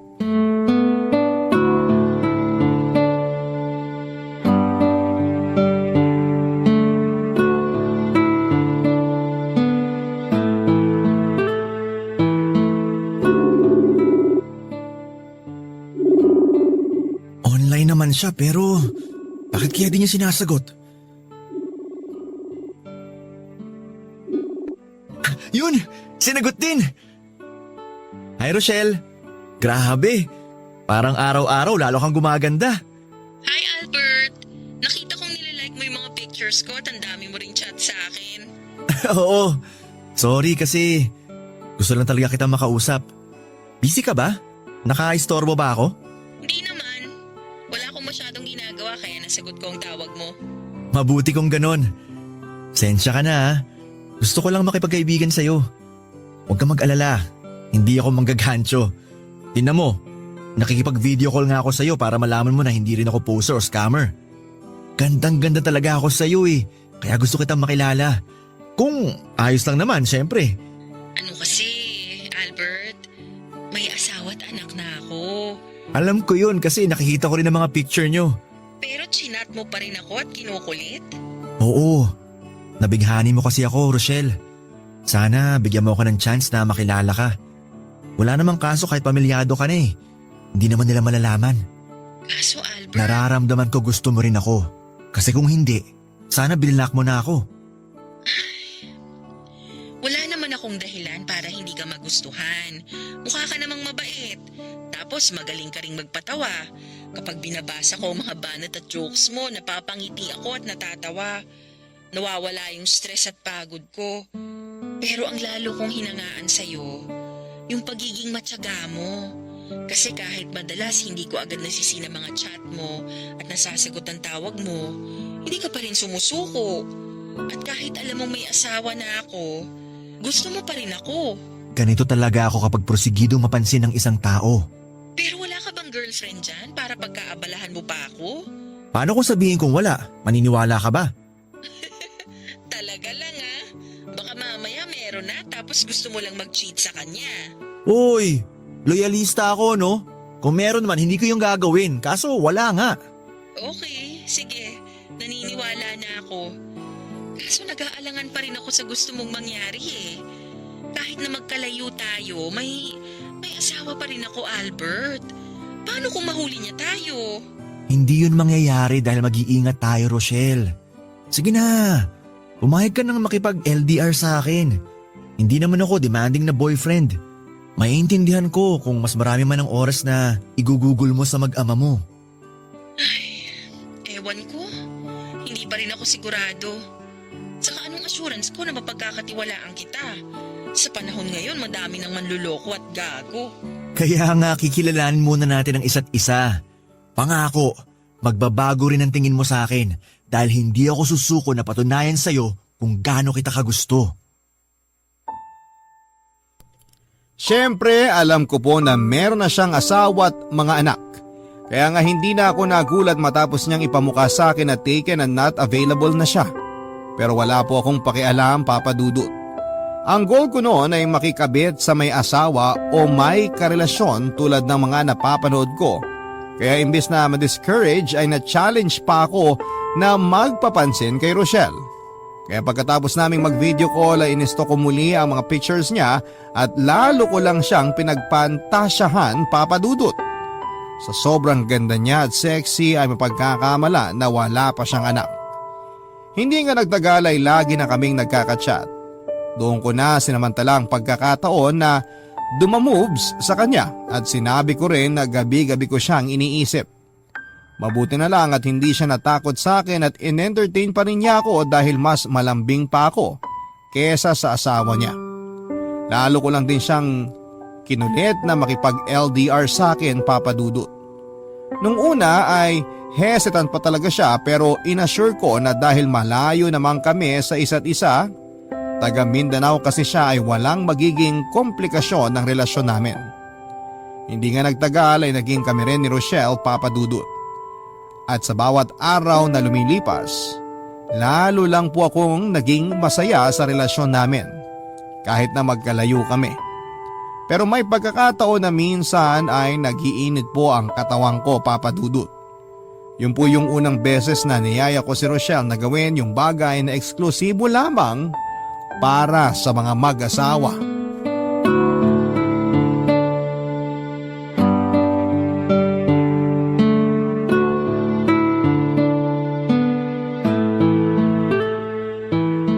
Albert, bakit kanina ka pa tawag ng tawag? Namimiss kasi kita, Shell. Pero kasama ko ang mister ko kanina. Paano na lang kung magduda siya dahil tingin ako ng tingin sa phone ko? Hindi ka ba nakikinig? Miss na nga kita. Maghapon na kayo magkasama ng asawa mo. Ako naman ang pansinin mo. Hindi mo kailangan magalit dahil narinig ko ang sinabi mo. Saka bakit parang ang demanding mo yata ngayon? Akala ko ba ayos lang sa'yo at naiintindihan mo ang sitwasyon natin? Ipapaalala ko lang sa'yo yung sinabi mo noon, Albert ha? Baka kasi nakakalimutan mo. Sabi mo, okay sa'yo tong setup natin. O bakit ka gumaganyan ngayon? Ay, pasensya ka na, Shell. Hindi ko lang napigilan ang sarili ko. Siguro, nagsiselos lang ako sa mister mo kasi nakakasama ka niya. Alam ko naman ang sitwasyon natin. Pero minsan naiisip ko, sana ako na lang nasa posisyon niya. Ano ba yung sinasabi mo? Bakit bigla ka nalang nagkaganyan? May nangyari ba dyan sa inyo? Wala naman. Malungkot lang ako ngayon tapos naalala kita. Kung nandyan lang ako, mamasahihin kita para nare-relax ka. Kung di mo na itatanong, magaling yatang trumabaho tong mga kamay ko. Talaga? Nako, sana talaga nandito ka, Shell. Pero, pwede mo naman akong pasayahin kahit na nandyan ka. Ano? Naisip ko lang, since may relasyon naman tayo. Nasisiraan ka na ba, Albert? Ayoko! Bakit? Di ba napag-usapan naman natin yun? Sabi mo willing kang subukan, mapaligaya mo lang ako. Shell, please. Atin-atin lang naman to, wala makakaalam. Kasama ko ang asawa ko dito sa bahay. Ano na lang ang sasabihin nun pag nalaman niyang... basta! Eh di pumunta ka sa CR.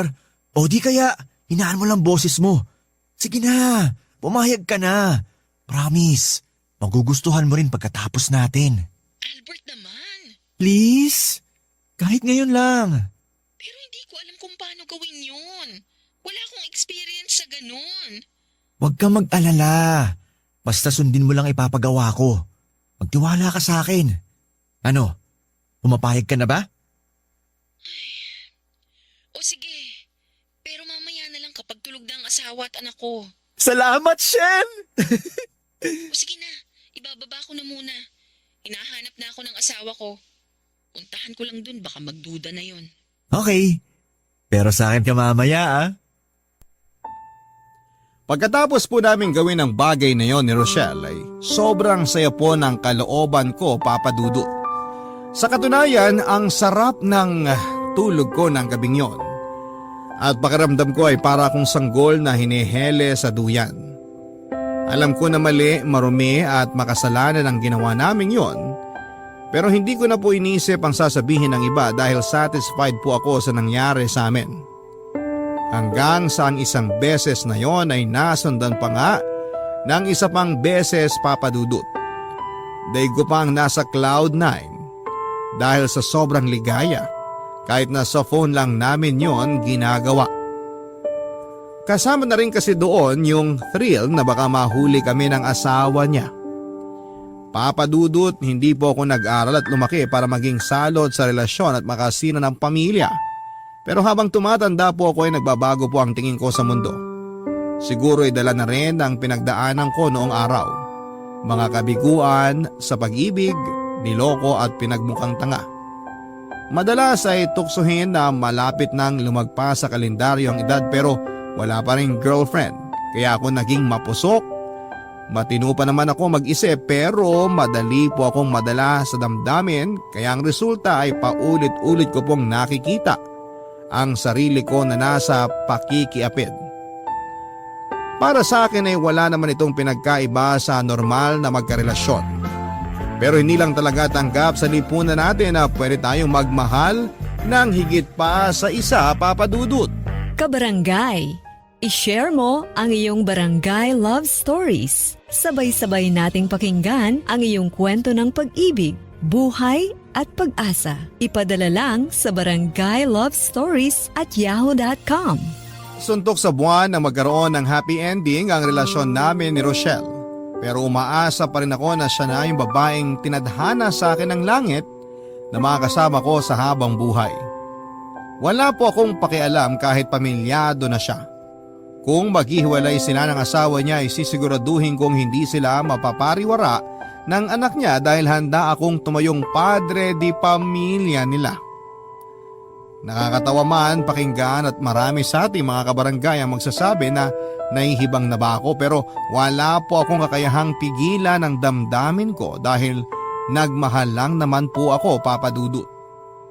Nagpatuloy ang relasyon namin ni Rochelle pero hindi nagtagal ay nangyari ang kinakatakutan ko. Napansin ko na lamang po kasi na may kakaiba sa pakikitungo niya sa akin. Alam ko naman na may kaagaw ako sa oras niya dahil pamilyado na siyang tao. Pero iba yung kutob ko ng panahon na yon.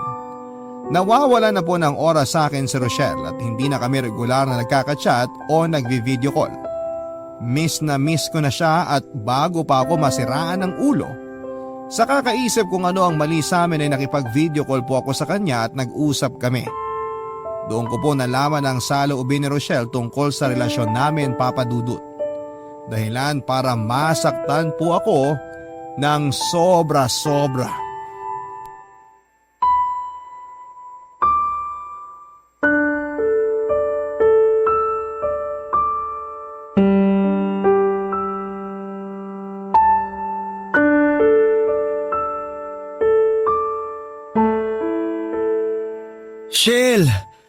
Bakit ilang araw mo nang hindi sinasagot ang call ko? Sinisin mo lang din ang mga chat ko. Albert, magkasama kami ng asawa ko. Naliligo lang siya ngayon. Wala akong pakialam. Lagi na lang kayong magkasama. Paano naman ako, Rochelle? Teka, bakit bihis na bihis ka yata? Saan ang punta mo? Aalis kami ng asawa at anak ko. Kakain kami sa labas. Magse-celebrate dahil anniversary din namin. Please lang, Albert, huwag kang manggulo. At ako ba talaga ang panggulo sa pamilya mo? Wow! Shell, baka nakakalimutan mo. May responsibilidad ka sa akin dahil boyfriend mo ako. Ano pang sinasabi mo? Baka ikaw ang nakakalimot sa ating dalawa kung ano lang at hanggang saan lang ang meron tayo. Saka huwag ka nga umasa na parang pagmamayari mo ko, Albert. Simulat sa pool, alam mo dapat na hindi tayo magiging seryoso dahil may pamilya na ako. Konting panahon lang naman ang hiling ko sa'yo. Konting atensyon. Mahirap bang ibigay yun? Hindi ko naman nakakalimutan kung saan ang lugar ko sa buhay mo, Shell. Pero sana isipin mo rin na mararamdaman ko. Ewan ko sa'yo, Albert. Kalalaki mong tao pero ang drama-drama mo. Naaalibadbaran ako. Saka huwag kang magpaawa dyan na akala mo aping-api ka. Hindi mo kasi naiintindihan ang pinanggagalingan ko kaya mo nasasabi yan. Sawang-sawa na akong intindihin ka kasi masahol ka pa sa 5 years old. Hindi ka naman bata. Nasa tamang edad ka na. Hindi ka ba napapagod sa setup natin to, Albert? Kasi kung ako ang tatanungin mo, pagod na ako. Anong sinasabi mo? Ayoko na. Tigilan na natin to, please lang. Ang laki-laki na ng kasalanan ko sa mag-ama ko simula nang pumayag akong maging tayo. Natukso ko, oo. Pero gusto ko ng magbagong buhay. Gusto ko ng itamang pagkakamali ko, Albert. Nakikipaghiwalay ka sa akin, ganun ba? Oo. Huwag mo na akong kukontakin dahil ayokong malaman ng asawa ko na may iba akong kinakausap na lalaki. Ayokong maghinala siya at ayokong masira ang pamilya namin. Hindi naman sila naghihinala kaya bakit kailangan mong tapusin ang meron tayo? Mahal kita, Rochelle! I'm sorry pero buo na ang desisyon ko. Kung mahal mo talaga ako, igagalang mo ang gusto kong mangyari. Sorry talaga, Albert. Huwag mo naman gawin sa akin to. Nagmamakaawa ako. Magtitiis ako. Hindi na ako magagalit kapag hindi mo ako kagad kinakausap. Huwag mo na ako iwanan. Parang awa mo na. Sorry talaga pero tapusin na natin ang lahat. Sige na.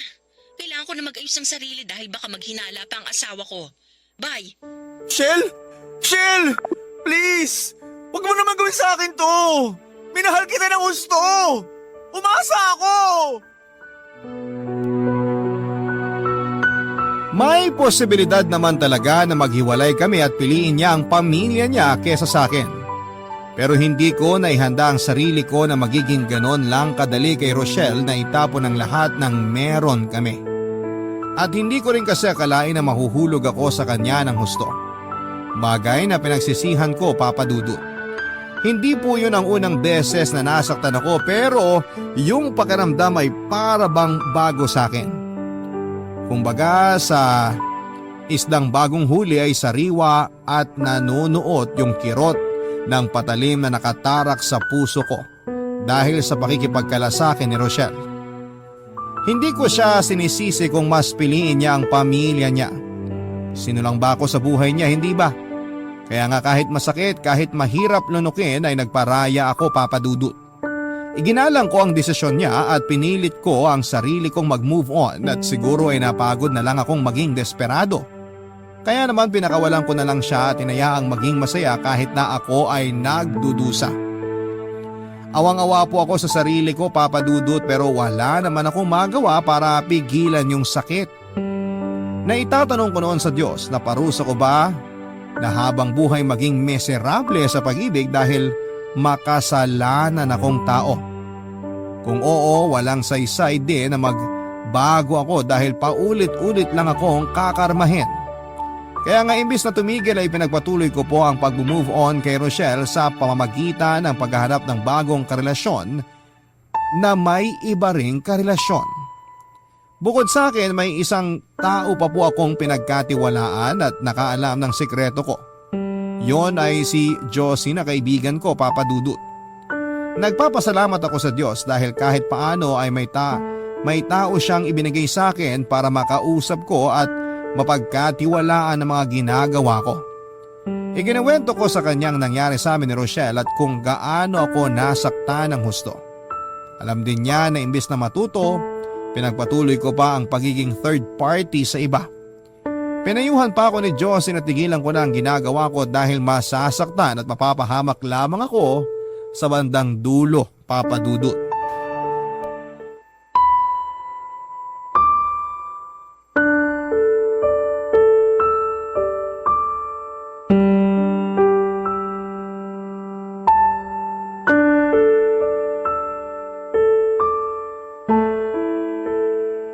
Alam mo na pwede ka na namang masaktan ng husto sa dulo pero ginagawa mo pa rin.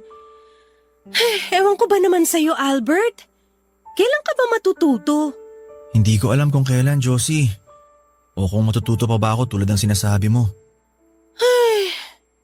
Kung malalaman lang ng ibang tao tong pinaggagawa mo, sigurado madidisappoint sila sa'yo.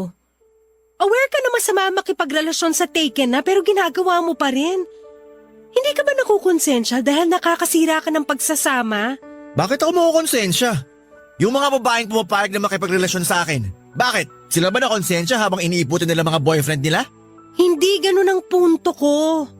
Oo, nakakainis yun at unfair sa mga karelasyon nila na tapat at mahal na mahal sila.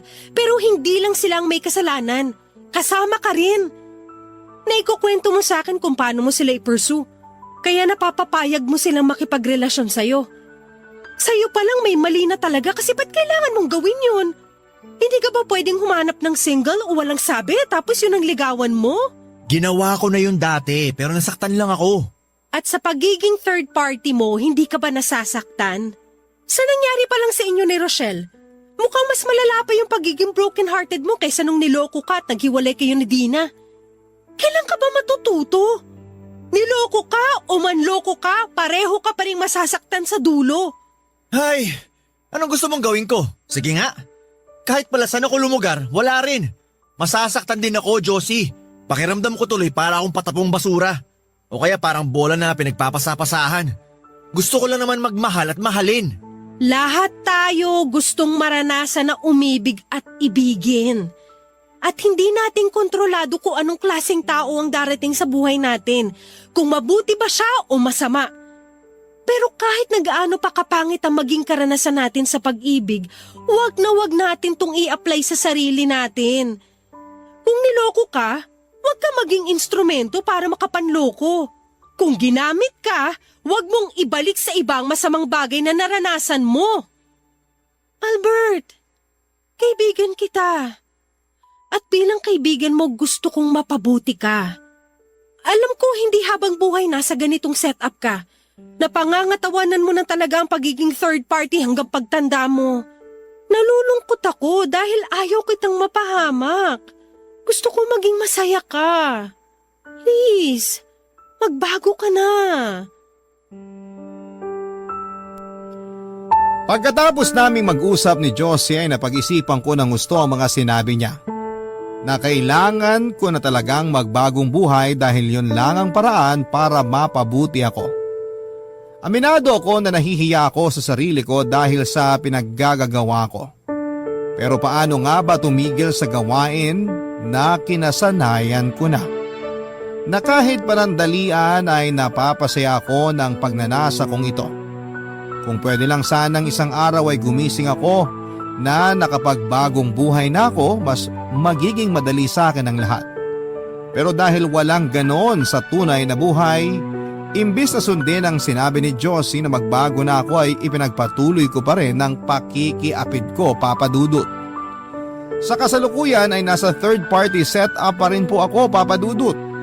Sinusubukan ko na wag masyadong ma-fall para hindi ako masaktan ng husto. Alam ko na kabaliwan dahil walang assurance na hindi ako mapapahamak pero ewan ko ba. Wala na po yata akong pag-asa para kumawala pa sa sitwasyong ito. O kung meron man ay malaking palaisipan sa akin kung papaano. Siguro ay pride na rin na may kasamang pagpapanggap dahil kahit alam ko na mali ay pinipilit ko pa rin na gawing tama. Sana po ay mapayuhan po ninyo ako sa aking pinagdaraanan para magbago ang pananaw ko sa pakikipagrelasyon. Maraming salamat po, Papa Dudut, sakaling mapili po ninyong itampok ang kwento ko sa Barangay Love Stories.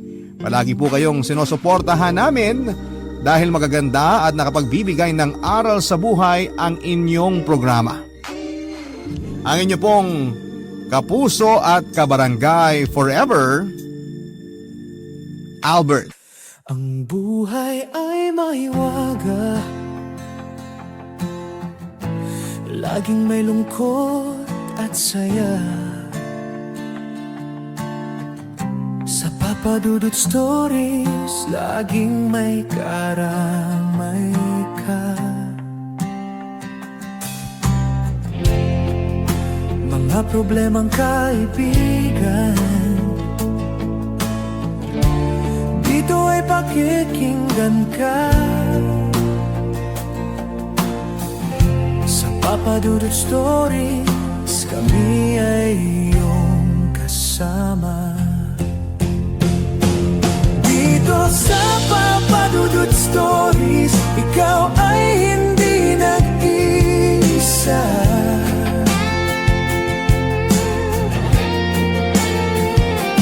Dito sa Papa Dudut Stories, may nagmamahal sa'yo.